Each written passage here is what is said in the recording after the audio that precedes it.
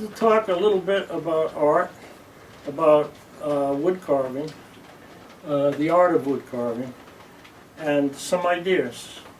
First thing I wanted to bring up and talk about is the material, wood. Now, obviously, wood comes from trees, and trees are very, very precious. Trees are sacred, especially at this time in our history. We have to be very careful about trees, and we have to respect them. They are part of creation, a very important part. And so this wood here is called Spanish cedar, or Cuban cedar, or in Spanish cedro or dorata. And it's a very fine wood. It's impervious to termites. It's about 10.5 inches wide and 3 feet high, and it's about 2 inches thick. And I selected this, and it's one of my favorite woods to carve because it is easy to carve. It's not dually hard. It's in the same family. In fact, it's a cousin of mahogany. It's a very precious wood. It's a commercially used wood, especially in South Central America and in the Caribbean and Mexico. It's used for a lot of furniture. It's used in the household for different implements and all. And it's solid. It's a medium weight wood. It's a little aromatic. It's related to the aromatic cedar that they know in the north as that they use for cedar chests. This has a more even coloring, and it's not quite as aromatic, and there is no resin in it that affects the skin, so it's safe to work with. So that's the wood, and we have to treat the wood with reverence and respect. So it's a good idea before we start carving wood to know something about at least the wood we're going to carve. And as we carve more wood, we find out about the wood each time we carve it, and then we become a relative to the wood. Wood has always served us as in our tools and in our vehicles, our wagons, etc., etc. The yoke on oxen when we plowed fields, even the plows were made of wood, etc., etc. So, and the way things are going now, I am a carpenter. My father was a carpenter by trade. I grew up with wood. We built some houses, we built some boats. I built this house and the studio that we're in with help from my friends and my wife. And so wood is very, very important to me.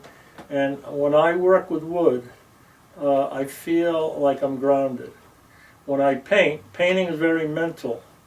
More mental because it's illusionary to making something look three-dimensional on a two-dimensional surface. Wood is more like building a boat, or and also carving, you'll find that it comes easier to a lot of people than painting, because we all have different abilities, but we're very used to handling things. We pick up our cell phone, we pick up a hammer, we pick up a knife to cut, food and things like that. We're used to grabbing things. And so carving is closer to tactile ability, and so there's a kind of familiarity with carving in wood or doing any kind of sculpture, as opposed to making illusions on a flat two-dimensional surface like canvas or wood or whatever. So that's the wood. Now, the tools, as you can see here, I have an array of tools. I don't have a lot of tools here. I don't believe in using a lot of tools at once. I have a setup here. It's what I've been working on here. And when I get more to the finished stages, I can use smaller tools These are palm tools designed to go in the palm of your hand and to be pushed through the wood, and it's very good for small details. I've been using it here for this lamb here and this lion that's starting to emerge, and cleaning up some of these areas in these hard to get places in here, the owl and the eyes around the apples, etc., etc. So these tools are very good.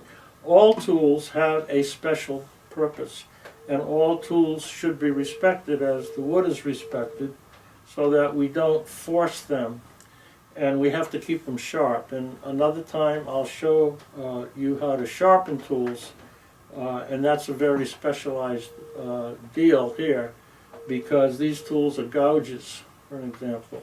So they're not just flat like a flat chisel, like you'd put a lock in a door, or or something like that. So there's a certain way to sharpen them. I color code my tools with the orange. These are V parting tools. They are what they sound like. They're in the shape of a V, the cutting edge, and they're very good to outline. I go around the outlines with these, and it makes a groove all the way around the outlines. And then I take the wood away, and these are the gouges, which I have color-coded green and yellow here. And these are good for removing larger areas of wood. But this is also a gouge, so they do also remove wood in smaller areas. This is a larger gouge, which I don't have green on because I can see the profile of the cutting edge, so I don't need to have the color code. The color code is really very good, because when you're in a rhythm carving, you don't want to be wondering what tool to pick up. You know what tool you want, but it's sometimes hard to discern them. So I try to put them, for example, the smaller ones on one side and the larger ones on the other side, depending on what I'm using. If I'm doing finer work, I try to put the larger tools on that side and the smaller tools on it, because I reach more often for the tools that I'm using, small, medium, and large. And this is very important. This here is very interesting. It's a piece of plywood. I took an old water pump off an engine that was thrown away, and screwed it into the bottom of this piece of plywood that I cut round, and it makes a very good disc or wheel that I can put my tools on and easily grab the tool I want and go around. Here I have my charcoal and different charcoal, chalk, a little piece of sandpaper sometimes I use for rounding edges. So I'm pretty much all set here, you could say. The other thing is, when I make the drawing, I try to keep different levels. I'm not going to go too deep on this piece of wood. So I have a gouge I made here, which I can't find right now, but what I do is I find out how deep I want to go. I put a finishing nail in, back it out, and then I can put that on the flat surface and know how close I am to being as deep as I want to go. But if I go through the wood, I have no problem with that at all, for the simple reason that when I get through with the whole carving, on the back I can scab a piece of the same type of wood on the back in patches where I went through, and even carve deeper if I want. And if I like the effect, I can even go deeper in other areas and put a whole piece of wood on the back and just continue carving in greater depth. So I try not to let things bother me. And I mean, it's not good to be uptight when you're carving. You want to be free. There are obviously limits, but feeling a kind of exhilaration and getting into the wood in a way that you're perceiving what you want to do. You'll find that as you do it, you'll actually, you discover different things. As you carve into it, it gives you different ideas and what you can do, or what is possible. For example, here, I left this, and then I realized that I want to make this into apple blossoms, for example, in here.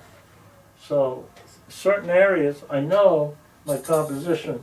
These plantains or platanos are here. This is a fruit, the platano. It's actually a grass. And